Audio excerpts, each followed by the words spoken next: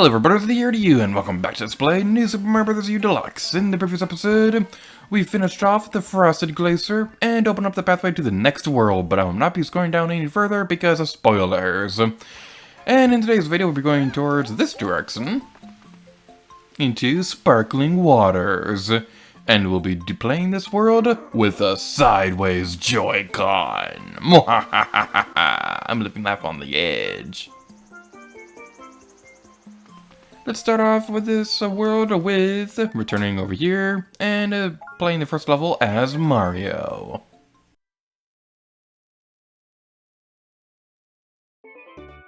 So there's really no reason why I'm playing this level with the sideways Joy-Con.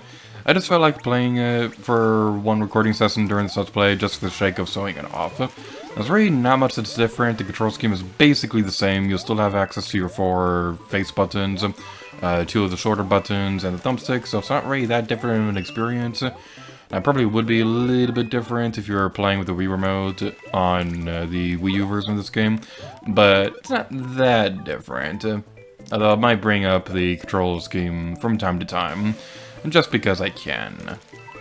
We can grab the next star coin there. The dev-intended method of that was probably to freeze one of the bad guys and throw their frozen corpse onto the star coin thingy. But we didn't do it that way because we're epic. We don't need those stinking dev-intended methods. Alright then, so let's continue on over here.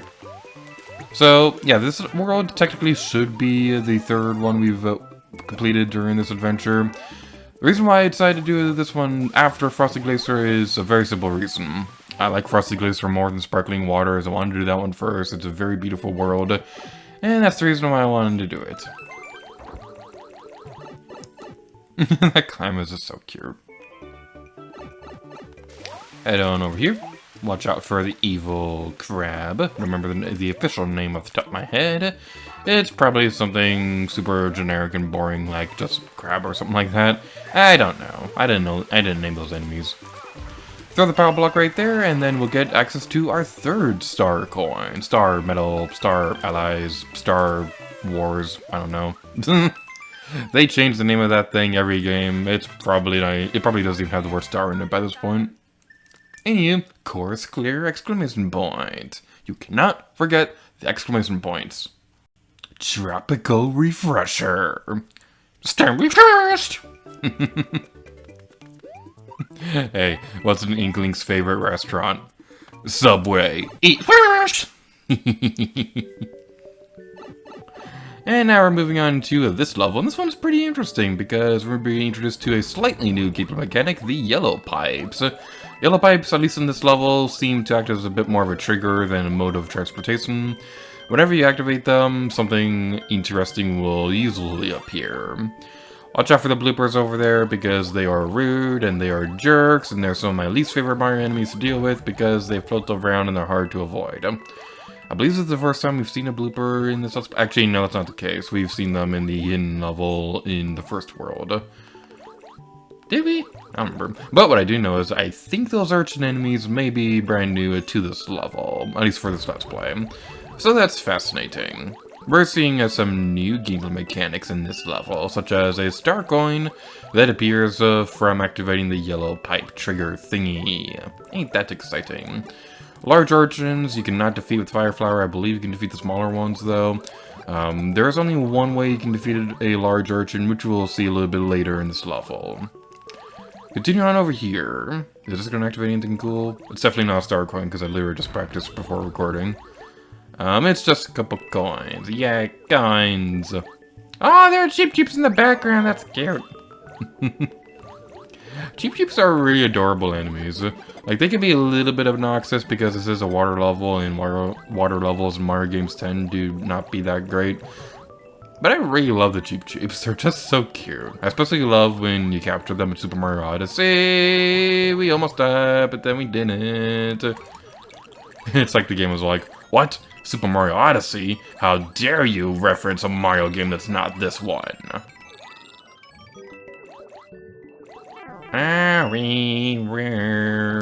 The urchin hurt my face. So this next star coin we'll be collecting is going to be a little bit tricky to get. So what you want to do is you want to activate a star. I find it easiest to wait to grab it until it's a little further up, at least a little further into the level. You may take a little damage from the urchins like I did right there, but if you have skills like me, then you don't need to worry about taking damage. What you do need to worry about is like getting that star coin, because it could be a little bit tricky to get that with how weird the swimming controls are in this game. Okay, I haven't really talked about this a whole lot, but I'm not really that big of a fan of the swimming controls in the 2D Mario games. There is one exception, which we'll be getting into probably in the next episode. So it could be a little bit tricky to get, but if you're able to get those star abilities and line up getting all of them, then you should be able to defeat the big urchin. The second star will not appear if you try activating that block in the regular Luigi Mario form. If you activate it with the star though, then yeah, that's when the star will appear. The second star will appear, but it'll just be coins if you activate it normally. And that blooper thought it could sneak up on us, but now it was I who snuck up on you, and now you hurt my beautiful face. No. Ah, purple choo-choos. That's not a choo-choo, that's a cheep-cheep. Cheep-cheep. I'm a sheep. It's a cheep-cheep. I'm a sheep. I'm so funny.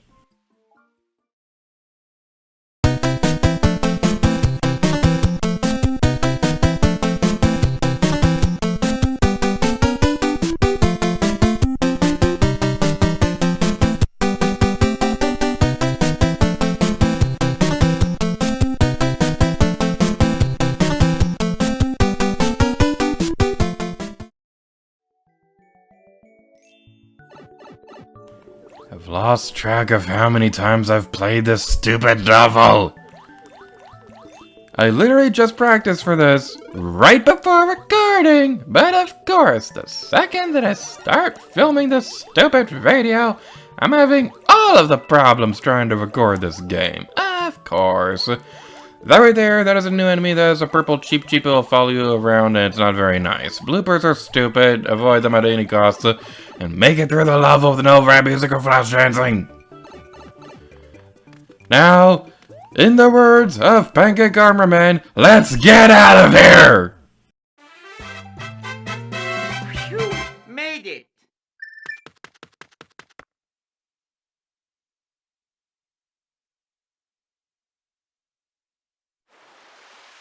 Ha!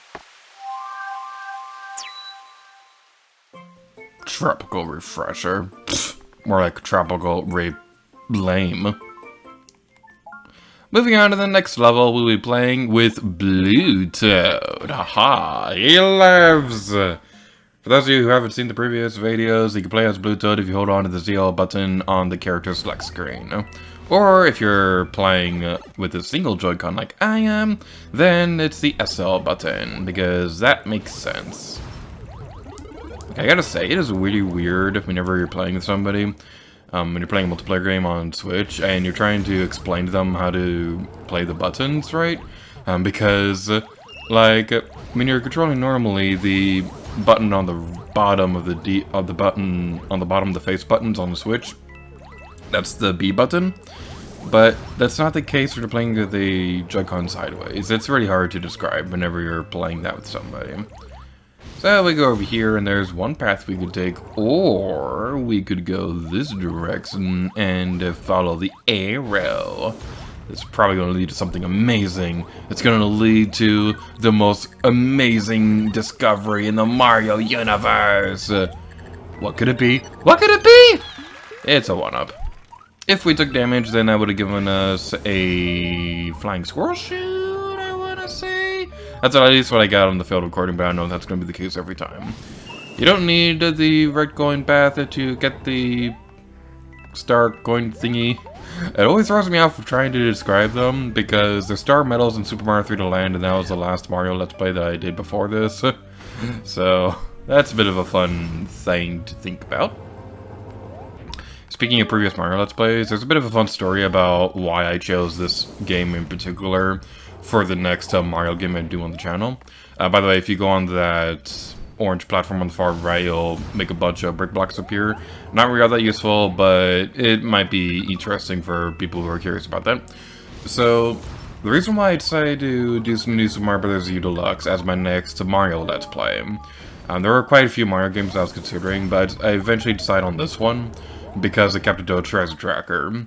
So, with Captain Toad Treasure Tracker, Nintendo Switch. Slight spoiler if you haven't seen that Let's Play or played the game for yourself, but at the very end of the Switch DLC campaign, you come across the Super Crown, and that kind of makes that game a bit of a prequel to New Super Mario Bros. U Deluxe, because it kind of seems like every Mario game in the universe has to be... it seems like every Mario game in the universe has to be like some kind of sequel to Captain Toad Treasure Tracker, because you had the original ending, which made the game a prequel to another Mario game, which I won't spoil. But that's a big reason why I decided to make a new Super Mario Bros. U Deluxe my next Mario Let's Play, so that there could be a little bit of continuity on the channel. I mean, we could certainly use it, considering the fact that we Let's Play Galaxy 2 years before the first Galaxy game. Alrighty then, let's head this way. And wait, is there anything over here? Nope, there isn't. Why would there be? Why would I expect anything right there? And you'd think there'd be a fire flower right here, but nope, no hidden fire flower. It's really weird. I don't get it. It's weird and confusing. And what's also weird and confusing is that we go into the Boom Boom fight, Magic Koopa comes in, and what? Okay, never mind. That cutscene didn't trigger when I was practicing for this, I don't know why. But, yeah, this is the exact same boss phase that we saw in Frosted Glacier. So the two phases are going to be pretty much identical, so it doesn't really matter which one you go to first. And you have water right here, but you don't do anything with it. That's unusual game design.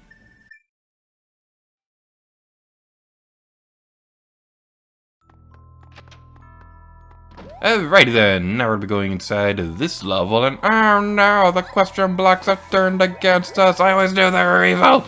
They never believed me, but I knew they were evil this entire time. Anywho, so we go over this direction. That could have been problematic, but it wasn't. Okay, I gotta say, I love this background. It's like a sunken ghost ship, and you can see the boat stuff, and there's a window right there, and it all looks like a boat, and it's all so cool. It makes me happy. I really love this background. So you may be tempted to ground pound those brick blocks. Don't do it. Not a good idea. What you want to do is you want to go from above and get the three up that way. It's very fascinating indeed. So we continue on over here, and the first star medal is going to be located over here, and you may be thinking this will be the pathway to get there. That's not the case. Aha, they trick you. What you want to do instead is not do that. What you want to do instead is go like this. Ain't that fascinating? I guess you could say that's rather peachy. Because we're playing as Peach. No one's laughing. Okay. Harry, no, Peach is gone. Peach is dead. Alright, so we took care of that. No, I couldn't see that coming. Come on, game. That's one thing that always drives me crazy in 2D platformers, is that it feels like they re-throw more stuff at you they can't see coming. And most 2D games take this into account in the level design, and try not to be cheap with the game, but there are also instances like that where I literally couldn't see that coming. There's probably like some kind of sound cue or something like that, but I can't hear that while I'm recording this video, so it doesn't echo off the microphone, and that's fun.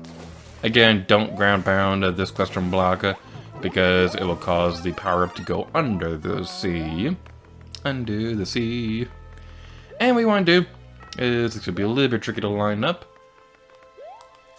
is you want to go over here and go inside this door. Your indicator for where you need to go for the secret exit is the platform with the arrow on it. That's the one you want to go towards when you're trying to wall jump off the platforms. And let's go over here. Okay, I'm gonna go with my best effort ever. I'm gonna try to make it to the very top of the flagpole. I tried.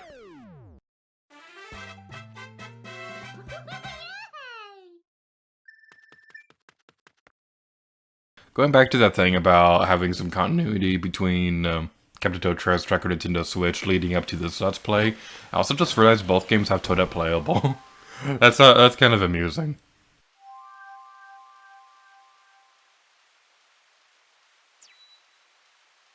Alright, before we take care of that, we'll be going back inside this level. That's not the button I meant to push. We'll be going back inside that level with Nabbit. Can we just talk about Nabbit's swimming animes? He's literally running inside the water. This is amazing. Nabbit, I love you for so many reasons, and your running animation is definitely one of them. Back to where we were a moment ago. What we want to do next is we want to go this direction. You want to go on the higher area. You want to play like Sonic the Hedgehog and try and stay on the highest platform of the level as possible. I think that's what you do in classic Sonic games. I don't actually know. The only Sonic games I ever played were Colors, Generations, and Forces, and the first game for Sonic the Hedgehog 4. Okay, Sonic the Hedgehog 4 is really weird. They built it up like it was going to be some kind of grand, super amazing adventure, because they made it a multi-episode game. They released episode 1 on the Wii, which was the version that I played, but they never released episode 2 there. And I can kind of understand why, because it would be kind of impossible with the Wii's limitations to link up episode 1 and 2 of Sonic the Hedgehog 4. But they didn't even bother releasing it for the Wii U. At least not as far as I remember. As far as I know, Sonic the Hedgehog 4 also wasn't really that well received to begin with, so I can kind of understand why. And they also cancelled episodes 3 and 4. They eventually decided to make Sonic Mania instead. I feel like I'm narrating a gaming gallery now. So that was the normal exit for a level, so now we can finish off the rest of Sparkling Water. In the next episode, we'll be taking care of the rest of Sparkling Water, starting with the secret level. It's a secret passage. And next time, I gear to you. Oh yeah.